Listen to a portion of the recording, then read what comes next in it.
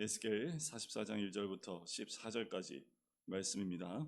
말씀을 봉독해 드리겠습니다. 그가 나를 데리고 성소의 동쪽을 향한 바깥문에 돌아오시니 그 문이 닫혔더라. 여호와께서 내게 이르시되 이 문은 닫고 다시 열지 못할지니 아무도 그리로 들어오지 못할 것은 이스라엘 하나님 나 여호와가 그리로 들어왔습니다. 그러므로 닫아 둘지니라. 왕은 왕인 까닭에 안 길로 이 문 현관으로 들어와서 거기에 앉아서 나 여호와 앞에서 음식을 먹고 그 길로 나갈 것이니라. 그가 또 나를 데리고 북문을 통하여 성전 앞에 이르시기로 내가 보니 여호와의 영광이 여호와의 성전에 가득한지라. 내가 얼굴을 땅에 대고 엎드리니 여호와께서 내게 이르시되 인자여 너는 전심으로 주목하여 내가 내게 말하는 바 여호와의 성전의 모든 규례와 모든 율례를 귀로 듣고 또 성전의 입구와 성소의 출구를 전심으로 주목하고 너는 반역하는 자 곧 이스라엘 족속에게 이르기를 주 여호와께서 이같이 말씀하시기를 이스라엘 족속아 너희의 모든 가증한 일이 족하니라. 너희가 마음과 몸에 할례 받지 아니한 이방인을 데려오고 내 떡과 기름과 피를 드릴 때에 그들로 내 성소 안에 있게 하여 내 성전을 더럽힘으로 너희의 모든 가증한 일 외에 그들이 내 언약을 위반하게 하는 것이 되었으며 너희가 내 성물의 직분을 지키지 아니하고 내 성소에 사람을 두어 너희 직분을 대신 지키게 하였느니라. 주 여호와께서 이같이 말씀하셨느니라. 이스라엘 족속 중에 있는 이방인 중에 마음과 몸의 할례를 받지 아니한 이방인은 내 성소에 들어오지 못하리라. 이스라엘 족속이 그릇 행하여 나를 떠날 때에 레위 사람도 그릇 행하여 그 우상을 따라 나를 멀리 떠났으니 그 죄악을 담당하리라. 그러나 그들이 내 성소에서 수종들어 성전 문을 맡을 것이며 성전에서 수종들어 백성의 번제의 희생물과 다른 희생물을 잡아 백성 앞에 서서 수종들게 되리라. 그들이 전에 백성을 위하여 그 우상 앞에서 수종들어 이스라엘 족속이 죄악에 걸려 넘어지게 하였으므로 내가 내 손을 들어 쳐서 그들이 그 죄악을 담당하였느니라. 주 여호와의 말씀이라. 그들이 내게 가까이 나와 제사장의 직분을 행하지 못하며 또 내 성물 곧 지성물에 가까이 오지 못하리니 그들이 자기의 수치와 그 행한 바 가증한 일을 담당하리라.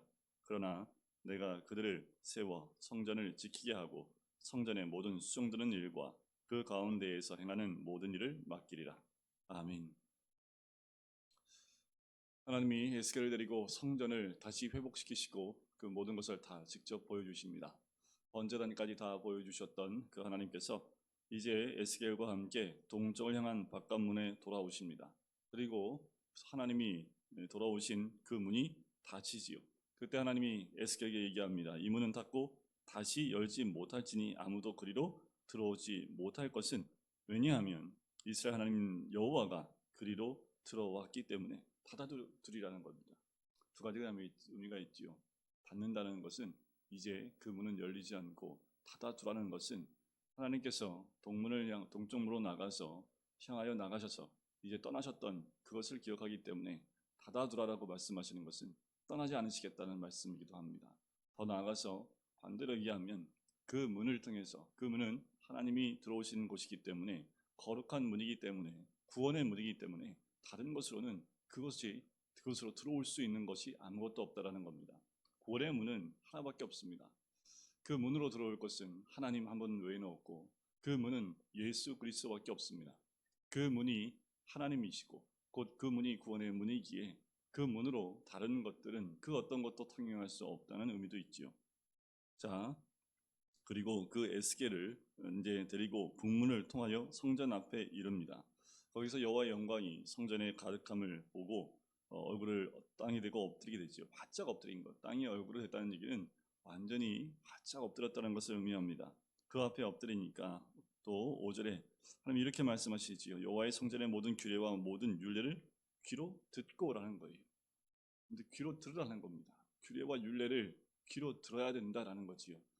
우리가 구원받은 백성을 해야 될 것은 늘 말씀을 들어야 합니다. 말씀을 듣는 자리에 있어야 합니다. 말씀을 들어야 그 들은 말씀으로 순종할 수 있는 거지요. 그런데 듣는 귀가 열려 있는 것이 정말 중요합니다. 듣긴 들어도 깨닫지 못하는 귀가 아니라 들음으로 깨닫고 순종하는 귀가 참 복된 귀이지요. 또 성전 입구와 성소의 출구를 전심으로 주목하라는 겁니다. 입구 들어오고 나가는 것을 주목해야 된다라고 말씀하시는 거지. 그렇게 규례와 율례를 또 봐야 될 것을 보게 하시는 주님께서 너는 반역하는 자, 곧 이스라엘 족속에게 이르기를 이라는 거예요. 누가 반역한 자입니까? 이스라엘 백성이 반역한 자라라고 하나님 말씀하십니다. 자, 뭐라고 말씀하시냐면 너희의 모든 가증한 일이 족하니라라는 거예요. 그들의 죄가 족하다는 겁니다. 뭐가 가증한 걸까요? 7절에 보니까 마음과 몸에 할례받지 아니한 이방인. 이방인과 이스라엘의 가장 큰 차이점은 할례를 받았느냐 안 받느냐의 그 포인트가 있습니다. 아브라함을 통해서 이제 약속받은 자의 그 몸에 할례 받은 것으로 표징을 남기시지요. 그래서 이스라엘 백성은 할례를 받게 되어져 있고 이방인들은 할례를 받지 않았습니다. 그래서 이 이방인과 이스라엘을 나눌 수 있는 가장 중요한 표징은 바로 몸에 할례를 받았느냐 받지 않느냐라는 거지요. 자, 그런데 몸뿐만 아니라 마음도 중요합니다. 하나님은 몸에만 할례를 받기를 원하시는 것이 아니라 마음과 몸에 다 할례 받기를 원하시는 거지요. 누가 이방인입니까? 온전한 할례를 받지 아니하는 자가 이방인이지요. 그런데 그 이방인을 데려다가 내 떡과 기름과 피를 드릴 때에 그들로 내 성소 안에 들어오게 해서 성전을 더럽히게 했습니다. 성전에 들어오는 자들은 하나님이 특별히 구별했습니다. 성별을 했지요. 그게 규례고 율례입니다. 그런데 이스라엘 백성이 이것을 어긴 겁니다. 그래서 이방인들이 하나님이 정하신 직분을 맡은 자들이 그 일을 하게 했는데 이스라엘 백성이 그걸 다 깨뜨려 버리게 되지요. 그리고 너희의 모든 가증한 일 외에 그들이 내 언약을 더 나아가서 그들이 그렇게 행함으로 이방인들까지도 하나님의 그 언약을 위반하게 하게 되었다라는 거지요. 그리고 8절에 보면 너희가 내 성물의 직분을 지키지 아니하고 내 성소에 사람을 두어 너희 직분을 대신 지키게 하였다라는 거예요.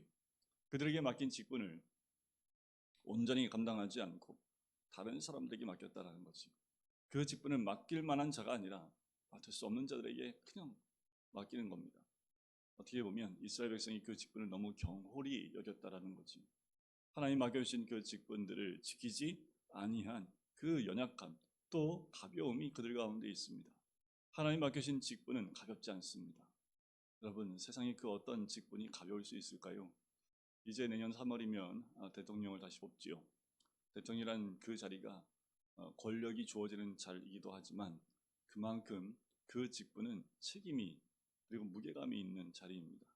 근데 점점 그 무게감을 잃어버리고 있는 것이 우리나라가 아닌가라는 생각이 들어요. 직분마다 그 직분의 위치에 따라서 무게감이 다릅니다. 그런데 그 무게감이 상실되어지면 혼란이 오게 되어져 있는 거지. 이스라엘 백성이 맡은 그 직분은 굉장히 큰 겁니다. 하나님께서 직접 주신 직분임에도 불구하고 이들이 우상을 섬김을 통해서 그 직분을 지키지 못하는 거지. 그런데 교회에서 맡겨주신 직분들이 얼마나 중요한지 몰라요. 교회가 세워지는 데는 그 직분자의 그 직분을 지키는 것이 그 교회와 공동체를 세우는데 굉장히 중요합니다. 그런데 그 직분을 너무 가볍게 생각한다는 거지. 그 자체가 하나님께 그 직분을 지키지 못하는 것이 되기 때문에 다른 사람에게 그 직분을 대신 지키게 하는 그 죄를 범할 수 있습니다. 여러분들, 우리가 맡으신 또 맡겨진 직분은 우리의 생명을 다하는 직분이 되어야 되고 그 무게를 감당할 만큼 더 거룩한 하나님 앞에 서 있는 주의 백성이 되어야 될 줄 믿습니다. 주 여호와께서도 말씀하십니다. 이스라엘 백성 중에 있는 이방인 중에 마음과 몸에 할례를 받지 아니한 이방인은 내 성소에 들어오지 못하리라. 이방인 가운데에도 마음과 몸에 할례를 받은 자가 있을까요? 주를 믿는 자들이겠지요. 중요한 것은 이방이든 이스라엘이든 마음과 몸의 할례를 받지 아니한 자가 하나님 성소에 들어올 수 없습니다. 마음과 몸의 할례 받은 자, 구별되고 거룩하게 하나님에게 몸과 마음이 성별되어진 자를 의미하지요. 이스라엘 족속이 그릇 행하여 나를 떠날 때에 레위 사람들도 그릇 행하게 됩니다. 레위 사람들이 어떤 사람들입니까? 이 성전을 섬기고 성소를 섬기면서 하나님께 제사 드릴 수 있는 제사장들이 속한 그 지파가 레위 지파입니다. 그런데 이들이 해야 될 역할이 무엇입니까? 이스라엘 백성이 우상을 섬길 때 이 레위 사람들만큼은 이스라엘 백성이 주께로 돌아올 수 있도록 그 역할을 감당해야 될 자들임에도 불구하고 하나님을 제일 가까이 섬기는 자들임에도 불구하고 백성들이 우상을 섬기는데 그 우상을 따라가는 이 레위 사람들을 보게 됩니다.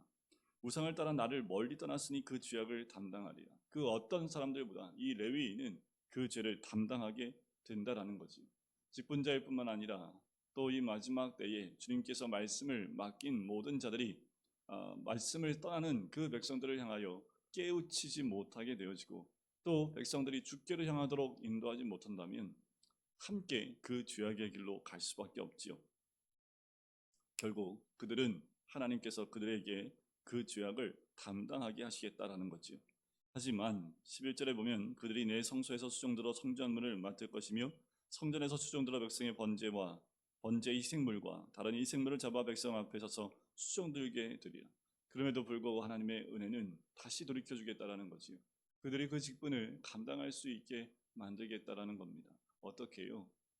회개하고 돌아오면입니다. 방법은 한 가지밖에 없어요. 우상을 섬기고 우상을 따랐던 모든 것 가운데 온전히 몸과 마음의 할례를 받아 주께로 돌아올 때만 하나님이 다시 회복시켜 주시는 은혜가 있는 줄 믿습니다. 우리 하나님 참고 그 죄로 인하여 하나님이 심판을 하시지만 그들이 회개하고 돌아오기만 하면 하나님이 다시 그들을 하나님을 수종드는 그 일을 감당하게 하신다라는 거지요. 그들이 전에 백성을 위하여 그 우상 앞에서 수종들어 이스라엘 족속이 죄악에 걸려 넘어지게 하였으므로 12절에 보면 바로 그 레위 사람들이 백성들이 우상을 섬겨서 그 죄악에 걸려 넘어지게 했다라는 거지. 내가 내 손을 들어 쳐서 그들이 그 죄악을 담당하였느니라 하는 거지. 결국 그들은 그 죄악을 담당하는 자들이 되어집니다. 여러분, 이 마지막 때에 깨어 있어야 합니다. 우리가 이 마지막 때에 깨어 있지 않으면 어느 순간에 우리의 마음의 성전에 하나님 한 분이 아니라 다른 것들이 우리를 가득 채워서 하나님을 섬기지 못하게 한다라는 거지. 이 마지막 때 우리의 직분이 뭡니까? 만인 제사장입니다. 우리 모두가 제사장으로 하나님께 서 있어야 합니다. 제사장은 거룩하게 구별되어지고 성별되어지고 깨끗하게 예비되어진 하나님 앞에 서는 사람들이지요. 그렇게 준비되어져 있지 않으면 하나님 앞에 나갈 수 없습니다. 우리가 이 마지막 때에 더 깨끗하게 구별되어진 하나님 말씀과 율례를 듣고 또 성전의 출입을 보면서 우리가 늘 정결하게 준비되어지는 하나님의 사람이 되어야 될 줄 믿습니다. 그들이 내 가까이 나와서 제사장 직분을 행하지 못하며 또 내 성물 곧 지성소에 가까이 오지 못하리니 그들이 자기의 수치와 그 행한 바 가증한 일을 담당하게 된다라는 거죠. 제사장들이 또 레위인들이 감당치 못할 그 죄 가운데, 하지만 그 죄 가운데 그 모든 것을 담당하게 하시겠다라고 말씀하시는 거예요. 때가 가까이 올수록 세상은 더 죄악으로 어둠으로 가득 차게 됩니다. 그 가운데서 하나님은 마음과 몸에 할례 받은 자를 찾고 계시고 구별된 자를 찾으시는 줄 믿습니다. 눈을 주께로 향하고 또 성전의 출입을 보면서 늘 말씀을 듣는 그 자리에서 하나님 뜻에 순종하는 자가 되어지길 간절히 소원합니다. 그래서 늘 성전을 가까이 하고 지키는 자, 맡겨진 직분을 감당하는 자들, 그래서 주님 마지막 때에 찾는 그 사람이 되는 것, 그것이 회복된 모든 그리스도인들의 모습이 되어야 될 줄 믿습니다.